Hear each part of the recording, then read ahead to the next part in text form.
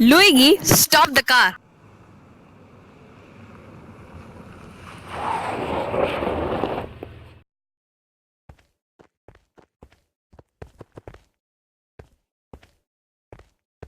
What is your name, boy? I'm Nicole and he is my brother Jacopo. So, you are brothers? Yes. Give me that basket.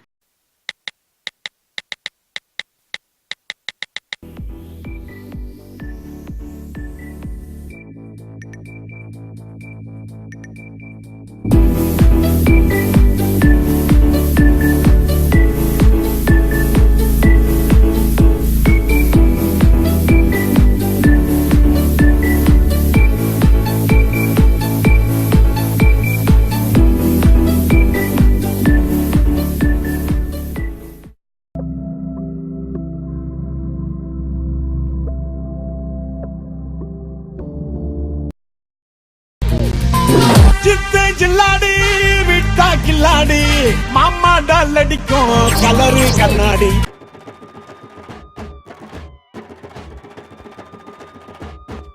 What are you watching? Just watching a Tamil film, my director recommended.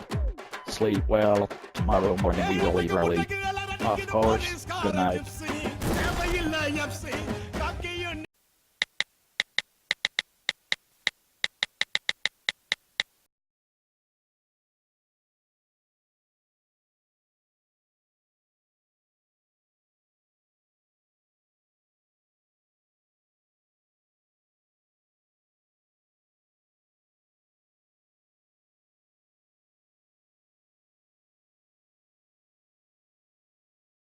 I thought you picked fruit for a living.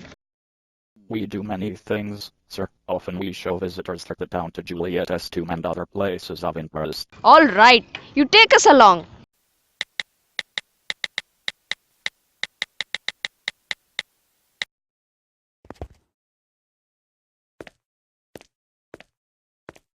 Why are you out so late, Nicola? Waiting for the last bus from Padua. We shall see all our papers when it comes in. Must you work so hard? You both look rather tired. We are not complaining, sir.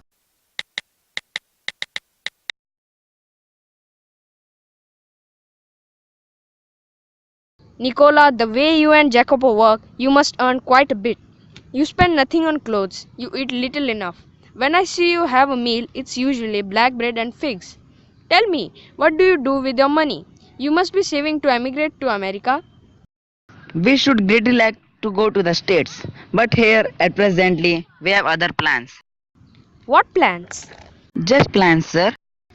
Well, we are leaving on Monday. Is there anything I can do for you before we go? Sir, every Sunday we make a visit to the country to Poleta, 30 kilometers from here. Usually we hire bicycles, but tomorrow, since you are so kind, you can send in your car. I'll drive you out myself. We could not think of troubling you, sir. Don't worry, it won't be any trouble.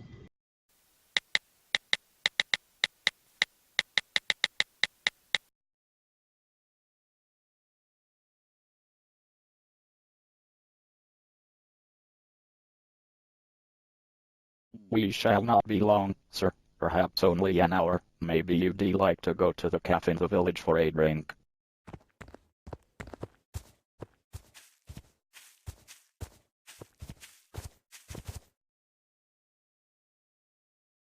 Please tell me what all you know about the two boys. Quite alone in the world, except for this sister, Lucia. Their father, a widower, a well-known singer, had been killed in the early part of the war. Shortly afterward a bomb had destroyed their home and thrown the three children into the streets. They had always known a comfortable and cultured life. Lucia had herself been training as a singer and they had suffered horribly from near starvation and exposure to the cold winter. For months they had barely kept themselves alive in a sort of shelter they built with their own hands amidst the rubble. Then for 3 years the Germans ruled the city. The boys grew to hate the Germans. When the resistance movement began secretly to form they were among the first to join. When the war was over, and we had peace at last, they came back to their beloved sister. And they found her sister suffering from tuberculosis of the spine.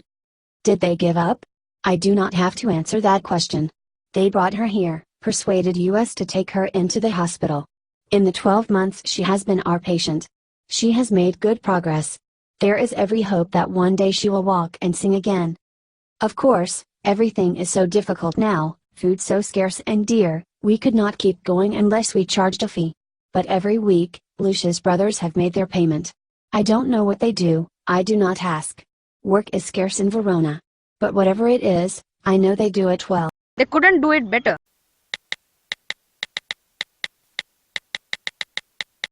How is my sister? Don't ask me. Why are you not telling anything? Your sister is dead.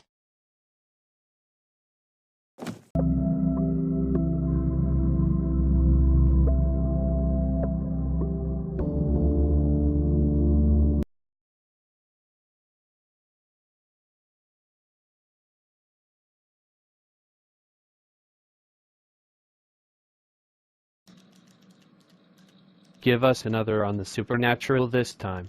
Something to give them the horrors, that's what the public wants. Your ghosts are live propositions. Precisely. I will be back with the story. I'm waiting.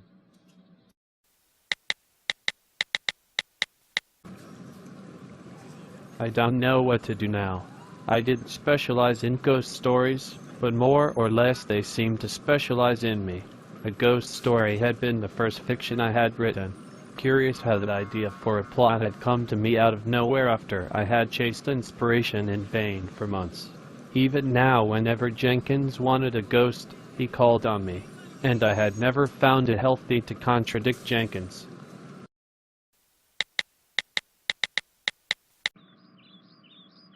Nothing is striking my mind. I think I should have not accepted the offer. But if I would have not accepted, how I will pay my wife's shopping bill. How on earth I was going to cure her of her alarming tendency to take every new fad that came along and work it to death. This writing business is delightful, isn't it? Yes, I should say it is. What are you gaping at? Nothing. Absolutely nothing. My dear lady, I was merely waiting for you to tell me why you had come. Didn't you send for me?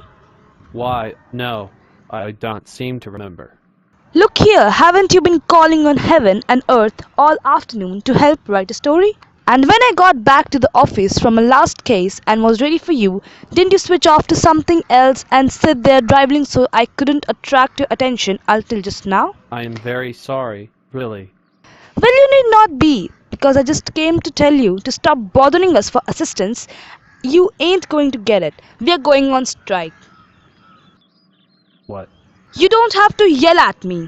Didn't mean to yell, but I'm afraid I didn't quite understand you. You said you were Going on strike? Don't you know what a strike is? Not another plot you get from us. Is that where they've been coming from? Of course. Where else? But my ghosts aren't a bit like you. If they were, people wouldn't believe in them. In the other life, I used to write. But that had nothing to do with my present form. It might have, but I have it up at last for that very reason and went to work as a reader on a magazine. Those were terrible days. The memory of them had made me mistake purgatory for paradise, and at last, when I attained my present state of being, I made up my mind that something should be done. But my dear madam, I assure you I have had nothing to do with that. I hope I am properly grateful and all that. Oh, it isn't. It's those Ouija boards fanatics. There was a time when we had nothing much to occupy us and used to haunt a little on the side, purely for amusement, but not anymore. We have had to give up haunting almost entirely. We sit at a desk and answer questions now. But what have I got to do with this? You are exert your influence. Get all your friends and acquaintances to stop using the Ouija board, and then we'll start helping you to write. John! Oh, John! Don't forget the strike. John, why in the world are you sitting in the dark? Just thinking, my dear. Thinking rubbish? You were talking out loud. I bought the loveliest thing this afternoon. Everybody's wild over them. It isn't. You would never guess in the world. It's the duckiest, darlingest Oja boat. And so cheap. I got it at a bargain sale. Why? What's the matter, John? Nothing. But you looked so funny. I always do when I'm interested, but don't you think that was a foolish thing to buy? Foolish. Foolish. Oh, John. And after me getting it for you? For me. What do you mean? To help you write your stories? Why, for instance, suppose you wanted to write an historical novel. You wouldn't have to wear your eyes out over those musty old books in the public library. All you'd have to do would be to get out your Oja and talk to Napoleon or William the Conqueror or Helen of Troyville, and without a speck of trouble. And think how easy writing your short stories will be now. Lavinia, you surely don't believe in Ouija board. I don't know, John. They're awfully thrilling. Certainly, they're thrilling, all right. That's just it, they're a darn sight too thrilling. They're positively devilish. Now, Lavinia, you have plenty of sense, and I want you to get rid of the thing just as soon as you can. Take it back and get something else. John Hellock, I don't propose to do anything of the kind. In the first place, they won't exchange things bought at a bargain sale.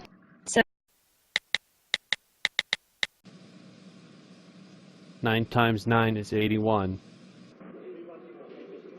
Mr. Halleck, the Mrs. Show thinks he's lost.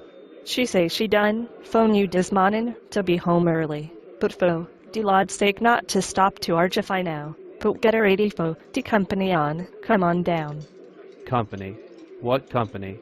The Mrs. Ouija board party.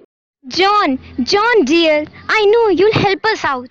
Mrs. William Augustus Wainwright phoned at the last moment to say that she couldn't possibly come and that leaves poor Laura Hinkle without a partner. Now, John, I know some people can work on Ouija by themselves, but Laura can't. And she'll just have a horrible time unless you... Me. I gasped. Me. I won't. I won't. No, Mr. Halleck. Don't you be shy. I'm not. Only I say I won't. No, it's very easy really. You just put the tips of your fingers right here besides the tips of my fingers. Ouija dear, won't you tell us something? Traitor? What does you mean? I don't know. Ask. Who? Ouija?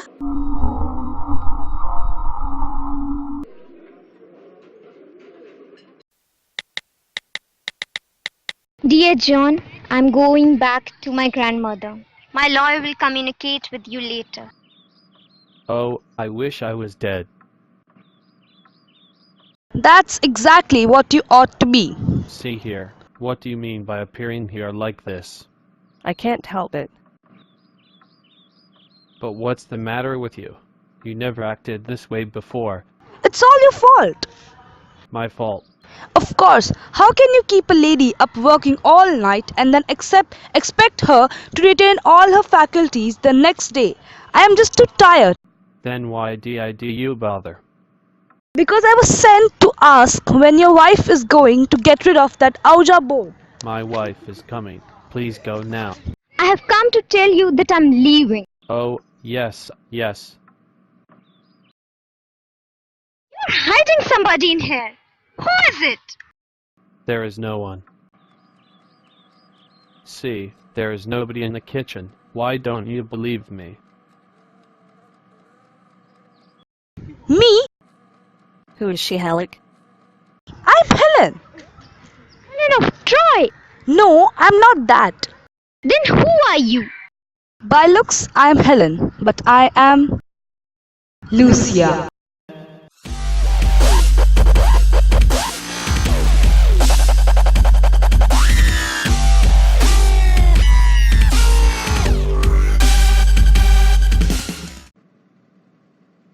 Thank you for watching the film. Now it's time for evaluation. First question. What was the most striking quality about Nicola and Jacopo? I repeat, what was the most striking quality about Nicola and Jacopo?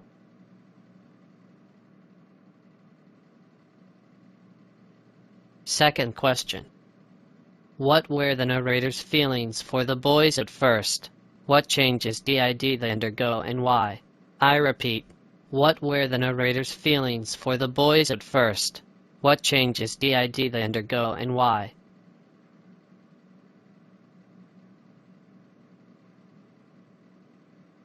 Third question. Why does the ghost appear before the writer? I repeat, why does the ghost appear before the writer? Thank you.